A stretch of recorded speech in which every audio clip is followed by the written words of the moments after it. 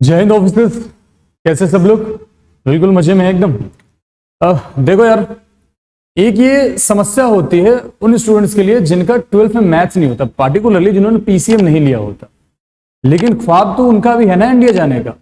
अब वैसे बच्चे थोड़े से डिमोरलाइज हो जाते हैं और मैसेज करते हैं कि सर अगर मैंने मैथ्स नहीं लिया तो मैं उस कारण एनडीए नहीं जाऊंगा क्या, मेरा सपना पूरा नहीं होगा क्या? तो मेरे भाई, मैं पहले ही क्लियर कर देना चाहता हूं कि ऐसा कुछ नहीं है।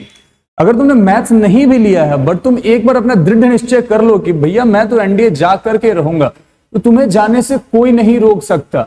देखो यार, केवल एनडीए मैथ्स पे डिपेंड नहीं करता, मल्टीपल सब्जेक्ट है। जीएटी में देखोगे तुम तो तुम्हारे बहुत सारे सब्जेक्ट है।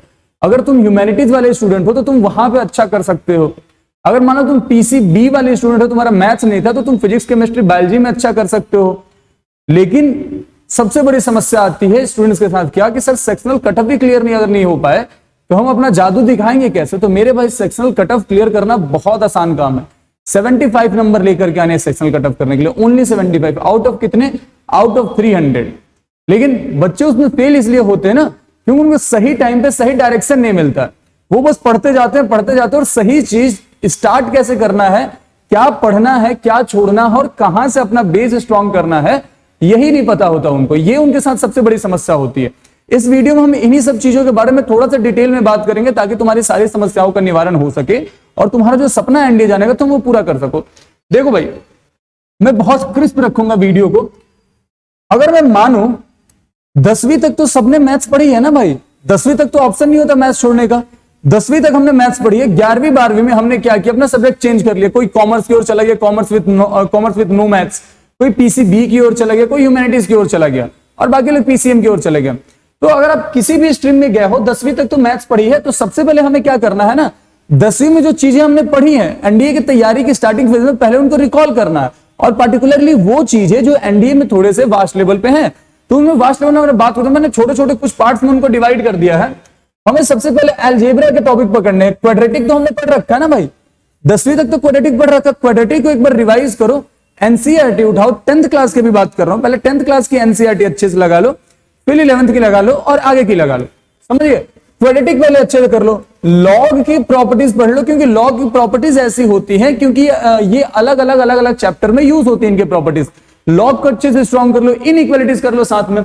अब सीक्वेंस एंड सीरीज मैंने यहां पर लिखा, तुम्हारे ध्यान में आया होगा सर 10th में सीक्वेंस एंड सीरीज नहीं था, बट एपी तो आई गेस 10th में था, अरिथमेटिक प्रोग्रेशन तो 10th में था ना। अर्थमेटिक को एक बार रिवाइज करो और जब एक बार अर्थमेटिक कर लोगे फिर उसके बाद जीपी, एचपी, एजीपी इन सब के बारे में भी साथ के साथ पढ़ लो। और सवाल स्टार्टिंग में कहां से लगाओगे? अब भी केवल तुम फोकस करोगे कहां पे? एनसीईआरटी पे। अभी तुम्हारा फोकस होगा एनसीईआरटी पे। कारण ये एनसीईआरटी पे फोकस करने का कि तुम अभी अपना बेस स्ट्रॉन्ग कर रहे हो, तुम अपने कॉन्सेप्ट स्ट्रॉन्ग कर रहे हो। जब तुम कॉन्सेप्ट एक बार स्ट्रॉन्ग कर लोगे तब तुम ट्रिक की ओर, पीवाईक्यू की ओर, मल्टीपल चॉइस क्वेश्चन की ओर बढ़ोगे। तो पहले सब्जेक्टिव अप्रोच एक बार डेवलप करो, तब जाके ऑब्जेक्टिव अप्रोच डेवलप होता है। तो हम क्या करेंगे, पहले इन चैप्टर्स को स्ट्रॉन्ग कर लेंगे, उसके बाद ज्योमेट्री में घुसेंगे। ज्योमेट्री में मेरे भाई क्या होगा कि तुमने 2D तो ज्योमेट्री तक पढ़ी है ना, 10वीं क्लास तक तुमने 2D पढ़ रखी है, वो कार्टेशियन कोऑर्डिनेट सिस्टम वाला, वो सारे फॉर्मूलाज रिवाइज करो। एक बार 10th के क्लास क्वेश्चंस लगा के एनसीईआरटी से उनको रिकॉल कर लो चीजों को, और फिर उसके बाद 11th 12th की एनसीईआरटी उठाओ। और अगर 2D कर लिया तुमने तो उसके बाद वेक्टर पढ़ो। वेक्टर तुम्हारे लिए बिल्कुल नया होगा, वेक्टर तुम्हारे लिए बिल्कुल ही नया होगा क्योंकि ये 11th 12th का टॉपिक है। बट स्टिल मैं बोलूंगा कि इस चैप्टर को अभी के अभी पढ़ लेना ताकि तुम्हारा ज्योमेट्री की पूरा पोर्शन ही रेडी हो जाए। कारण ये है ना कि अगर तुमने वेक्टर और 2D पढ़ लिया, अगर तुमने वेक्टर और 2D साथ में पढ़ लिया, तो 2D और वेक्टर से रिलेट करके तुम 3D बहुत आसानी से पढ़ सकते हो। ये दोनों से रिलेटेड टॉपिक, अगर दोनों के फॉर्मुलास तुम्हें याद रहेंगे 3D में तुम्हें समस्या नहीं होगी। इसलिए 2D तुमने 10th का रिकॉल कर लिया, 11th 12th इन सबके तुमने एनसीईआरटी लगा लिया, अपना कॉन्सेप्ट स्ट्रॉन्ग कर लिया।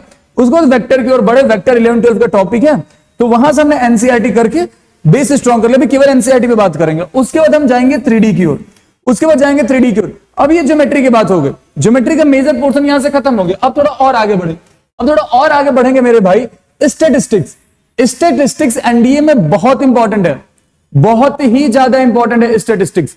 अब एक बार तुमने स्टैटिस्टिक्स 10वीं तक तो पढ़ी रखी है, मीन मोड मीडियम वाली चीजें, तो मीन मोड मीडियम तो एटलीस्ट एक बार पढ़ लो, पहले रिकॉल करो उनको।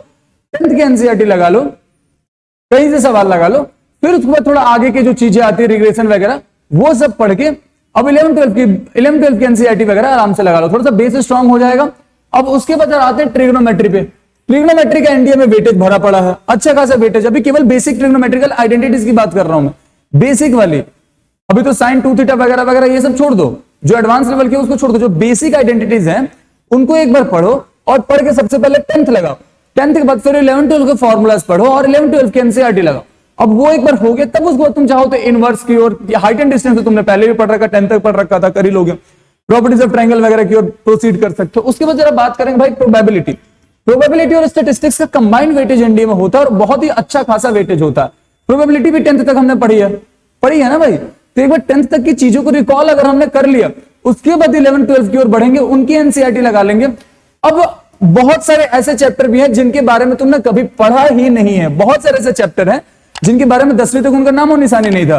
जैसे अगर बात करें पीएमसी, अलजेब्रा का पार्ट है, तुम्हारा बाइनोमियल अलजेब्रा का पार्ट है, तुम्हारा मैट्रिसेस डिटर्मिनेंट अलजेब्रा का ही पार्ट है। लेकिन ये सारी चीजें हमने पहले पढ़ी नहीं है, तो इन पे आएंगे। रुक जाओ, एक पूरा टॉपिक होता है कैलकुलस, एक पूरा टॉपिक होता है कैलकुलस, जिससे 11 12 वाले बच्चे भी डरते हैं।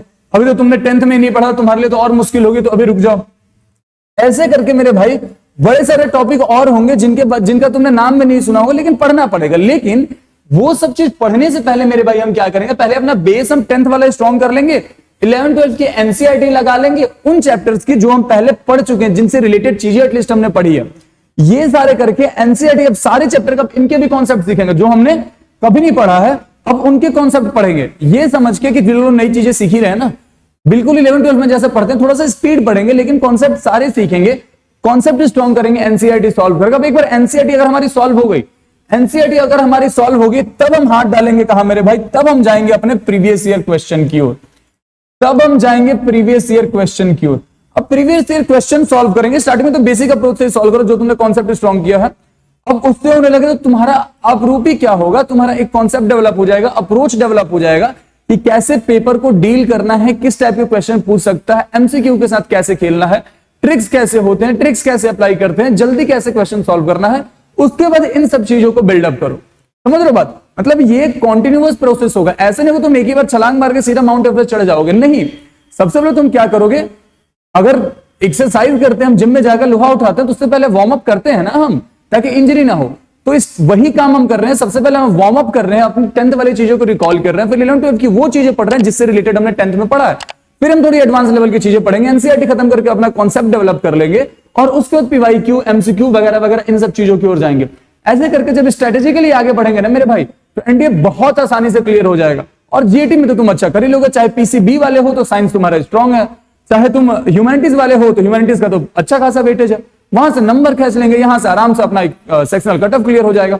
उसके अलावा एक इंपॉर्टेंट सूचना ये है कि अगर